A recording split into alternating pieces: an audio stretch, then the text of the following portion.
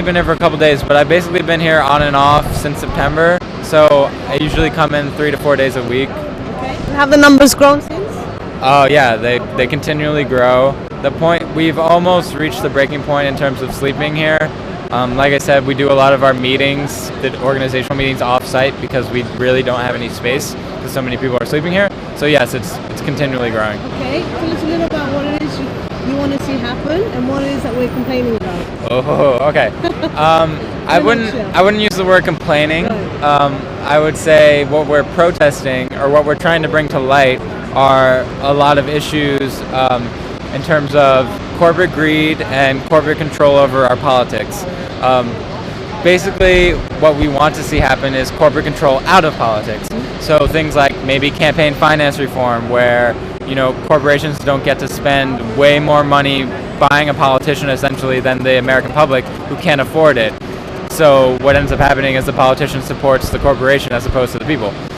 What we want to see is corporations that care about the people and not just the profits. We don't necessarily want corporations to ship all the jobs overseas and then we don't have jobs in America. They do that because it's cheaper for them and all they want to do is make a lot of money. What else we want to see? The SEC kind of really failed in the economic collapse. They didn't really do their job that well. Yes, Wall Street did a lot of criminal activity or sort of criminally lenient, sort of weird things that they shouldn't have done, like packaging subprime mortgages and selling them to people who couldn't afford it. It's very complicated, complex issues here, but the basic thing is that Wall Street was not regulated, and what happened was the bubble burst. Now we desperately need to define that end. How would you respond to them? I think I just defined some ends. The difference between defining an end and defining the way to the end, that is something that's different. We don't necessarily know the way that we're going to get that end, but I think this is a really good start. And I think rather than people criticizing what we're doing, they should come and either join us or start their own occupation. Take back your country. It's our country. We're all in this together, And what's next? Well, what's next? We just continue. This is next. Every day is next. We continue. Great. Thank you. Chinese.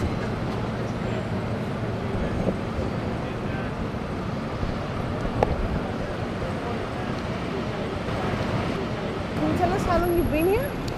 3 weeks and 4 days today. Okay. And tell us also, I can see a few reasons why you're here, but tell us more. Well, the tyranny of people in hard positions has got to end. I mean, the minute that someone starts getting a status and an authoritative place, they start taking advantage. We need to get these people out, and we need to start unifying the whole world. We need to stop focusing on materialistic crap that we're eventually not going to take with us, and start caring for one another. We need, if we really want to achieve peace, to pursue peace, we have to do it in a fashion that shows love, unity, and the respect for your fellow man, the way it was always meant to be.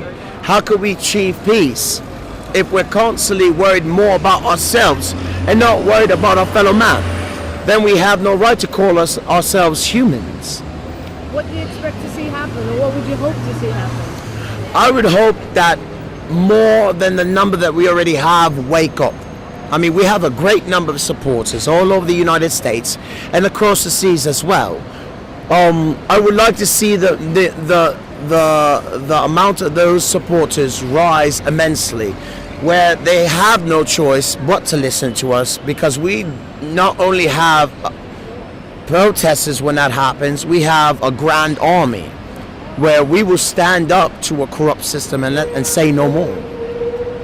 Some sympathizers have argued that protests are necessary but not sufficient, and that they're a means and not an end. And that we need to kind of I get that. To say to them? I get that a lot, and I would like to say to those people, we can't give a list of demands yet to people whose ears are still deaf and stopped up. Even if we were to bring our list of demands to these very people that we are going against, are they going to listen? No, they're not. They're going to act like they're listening, but always giving us the deaf ear. So there's no reason for us to even try and give a list of demands, because they're not even going to pay any heed to it. It's just not right. So what's next? We're going to get through this winter, We're not going to go anywhere. I know for a fact we might lose some numbers with camping here, but we're going to show those capitalist pigs over there in those offices, and Bloomberg, and the politicians that sit in Washington, D.C. that think that we are going to leave here, that we are going to get cold and we're going to get cranky and we're going to say, screw it, we're out of here. We're going to show them we're not going anywhere. We're going to sit through this winter, however harsh it may be, and by spring, we will show them, ha ha, you capitalist murdering wankers, we're still here when you thought we would leave. Thank you.